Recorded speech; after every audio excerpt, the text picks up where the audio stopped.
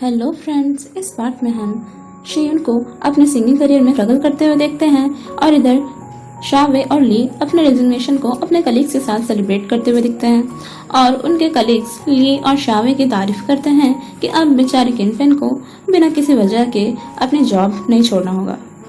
शावे काफ़ी ड्रिंक करने की वजह से वहीं सो जाती है और एक सपना देखती है जिसमें वो खुद को घायल देखती है और ल्यूशन उसे उठाने की कोशिश करता है और तभी उसकी आंखें खुलती हैं और उस वक्त सच में ल्यूशन उसके सामने होता है और वो उसे हग कर लेती है और कहती है कि मैंने एक बहुत ही डरावना सपना देखा कि हम दोनों एक दूसरे से अलग हो रहे हैं। तो ल्यूशन कहता है कि हम लोगों को अब एक दूसरे से कोई अलग नहीं कर सकता। अब यहाँ शियुन एक बार में अपना परफॉर्मेंस दे रही होती है जहाँ उसने बहुत ही प्यारी सी वाइट ड्रेस पहनी होती है और तभी वहाँ डॉक्टर टैंग आ जाते हैं और वो शियुन से कहते हैं कि वो उसे बहुत मिस कर रहे हैं और उस वाइट ड्रेस में काफ़ी प्यारी लग रही है जैसे कि वो अपने फर्स्ट डेट पे लग रही थी। डॉक्टर टैंग उससे एक और चांस मांगते हैं और तभी वहाँ चुआन आ जाता है और डॉक्टर टैंग को शियुन से दूर कर देते हैं। फिर शियुन चुआन को वहाँ से ले जाती है और फिर वो दोनों एक दूसरे से बातें करते हैं और चुआन शियुन के लिए कुछ गिफ्ट्स भी लाया था और वो उसके करियर के बारे में भी पूछता है। तो शियुन कहती है कि अपना ड्रीम को परस्यू करना इतना भी इजी नहीं होता और तभी वहाँ शियुन के बॉस आ जाते हैं और वो शियुन को डांटने लगते हैं कि यहाँ वो अपने बॉयफ्रेंड के साथ गॉसिप कर रही है और वो उसे 2 मिनट के अंदर स्टेज पे आने को कहते हैं। तो चुआन उसका उतरा हुआ फेस देख के उसे समझाता है कि जो तुम नहीं हो वो बनने की कोशिश ना करो, तुम जैसी भी हो एकदम परफेक्ट हो और तुम्हें जैसे सॉन्ग पसंद है वैसे ही सॉन्ग्स गाओ। और फिर क्या, शियुन अपना अंदाज में आ जाती है और एक रॉक सॉन्ग गाती है जिससे वहाँ के पब्लिक तो मानो खुशी के मारे पागल ही हो जाते हैं। अब यहाँ चुआन और शियुन दोनों बीच में बैठकर ड्रिंक करते हैं और शियुन अपने लाइफ के फेलियर्स को सुनाती है कि उसने सिंगिंग में बिल्कुल भी प्रोग्रेस नहीं किया, वो अपने डैड को प्राउड नहीं फील करा पाई और वो उसे कहते कहते सो जाती है। और चुआन कहता है कि इतने दिनों में मैं पाया कि मैंने अगर किसी को बहुत ज़्यादा मिस किया तो वो सिर्फ तुम हो।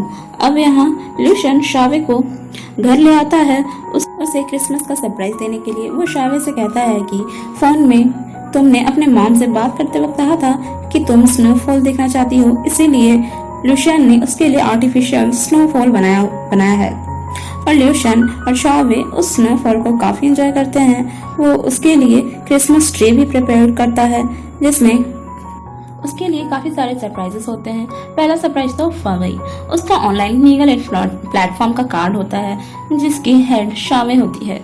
आखिरकार वो ल्यूशन की बॉस बनी गई और फिर ल्यूशन उसे एक और गिफ्ट खोलने को कहता है जैसे हाथ में लेने से शावे को वो थोड़ा भारी लगता है।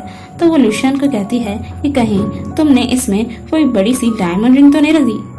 और जब वो गिफ्ट खोलती है तब उससे 2 गोल्ड पिग मिलते हैं जिसे ल्यूशन ने ऑर्डर किया था जब शावे अपने मॉम डैड के एनिवर्सरी पे सिल्वर पिग ले रही थी। और शावे उस गिफ्ट को देखकर इमोशनल हो जाती है और ल्यूशन को हग कर लेती है और वो उस वक्त देखती है कि उसके रिंग का व्हील घूमने लगता है। तो वो ल्यूशन को उसे बांधने को कहती है ताकि वो घूमे ना, क्योंकि वो अब अपने इस दुनिया से वापस फ्यूचर में नहीं जाना चाहती और किसी भी हालत में अब वो ल्यूशन से अलग नहीं होना चाहती। अब यहाँ शावे फावई लीगल एंड प्लेटफॉर्म की कस्टमर से मिलने जा रही है और इधर ल्यूशन को शावे का डायरी मिलता है जिसमें उसने ल्यूशन को जिशिन के प्यार में फंसाकर खुद कॉलेज में टॉप करने की स्ट्रेटेजी वो 2022 से अपने पास्ट में आई है और उसके फ्यूचर से जुड़ी काफ़ी सारी बातें लिखी थी। शावे अपने कस्टमर से बात करती है तब उसे पता चलता है कि ये तो मॉरिस कंपनी का केस है जिस केस को वो और ल्यूशन फ्यूचर में हैंडल कर रहे थे। एक्चुअल में शावे के कस्टमर और उसके बॉयफ्रेंड दोनों ने मिलके एक गेम बनाया था और उसके बॉयफ्रेंड ने बिना अपने जीएफ से पूछे गेम के कैरेक्टर्स को बेच देता है और वो उससे कंसल्ट करने आई थी कि वो उसके अगेंस्ट में क्या करे। और अब इधर लिवशान की नजर फिर से शावे की डायरी पे जाती है और वो इस बार डायरी को खोल कर देख लेता है और वो सब कुछ पढ़ लेता है और उसे सब समझ आ जाता है कि शावे फ्यूचर वाली शावे है और उसने उससे सब कुछ छुपाया। और इधर शेयन को कोई भी जॉब नहीं मिल रही थी जिसकी वजह से उसके पास इवन खाने तक के पैसे नहीं थे, पर फिर भी वो हिम्मत जुटाती है और म्यूजिक प्रैक्टिस करती है। और उसी वक्त उसे अपने सूटकेस में उसका बचपन का बॉक्सिंग ग्लव्स मिलता है जिसमें एक लेटर था और एक बैंक कार्ड भी। लेटर में उसके डैड ने लिखा था कि भले ही उन्होंने उसे अपने फैमिली से एक भी पैसा लेने से मना किया है और वो तो अपनी बेटी को पैसे दे सकते हैं, है ना। इसीलिए उसके डैड कहते हैं कि इन पैसों का यूज करो और अपने म्यूजिक करियर को आगे बढ़ाओ। फिर शेयन चुआन को एक बॉक्सिंग जिम में ले जाती है जो उसकी फैमिली का ही होता है, लेकिन अब वो उस जिम को रेंट में दे देना चाहते हैं क्योंकि अब उन्हें कोई और जिम पसंद आ गया है। शेयन ये जिम चुआन को देना चाहती है ताकि वहाँ वो बिजनेस कर पाए और जब प्रॉफिट हो तब वो उसे रेंट पे कर दे। चुआन थोड़ा हिचकिचाता है लेकिन वो इस बात के लिए हाँ कर देता है। और यहाँ हमें दिखाया जाता है कि शेयन ने लास्ट नाइट चुआन की सारी बातें सुनी थी, वो बस सोने का नाटक कर रही थी। शेयन चुआन को चेक करना चाहती थी कि वो कितना फोकस्ड है, इसीलिए वो उसे टेस्ट करती है। पर ये क्या, टेस्ट करने के चक्कर में तो वो उसे किस कर देती है जिससे चुआन पूरा शॉक हो जाता है और टेस्ट के बारे में भूल जाता है। तो शेयन कहती है तुम टेस्ट में फेल हो गए, तुम्हारा खुद पर सेल्फ कंट्रोल नहीं है। तो चुआन भी उसे किस कर लेता है और वो लोग शावे को भी कॉल करके बता देते हैं कि वो लोग अब रिलेशनशिप में हैं और वो उन लोगों को विशेष करती है कि चुआन का जिम सही से चले और शेयन भी म्यूजिक में अपना करियर बनाए। और तभी लुशन भी वहाँ आ जाता है।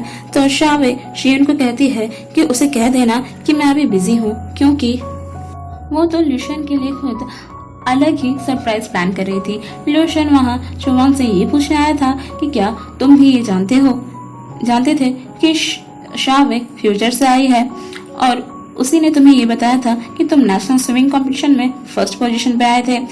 चुआन किसी तरह बात टालने की कोशिश करता है कि शावे तो ये सब बातें खुद से बना कर बोलती रहती थी, पर लुशन कहाँ मानने वाला था। वो अपना उदास मन लेकर वहाँ से चला जाता है और वो सारी बातें रिकॉल करता है जो अजीब बातें शावे ने लुशन से की थी फ्यूचर के बारे में। उस वक्त तो लुशन को कुछ समझ नहीं आया था, पर अब उसे सब समझ आ जाता है और वो सोचता है कि क्या सच में शावे उससे प्यार करती है या बस वो उसे यूज कर रही थी अपना ड्रीम फुलफिल करने के लिए।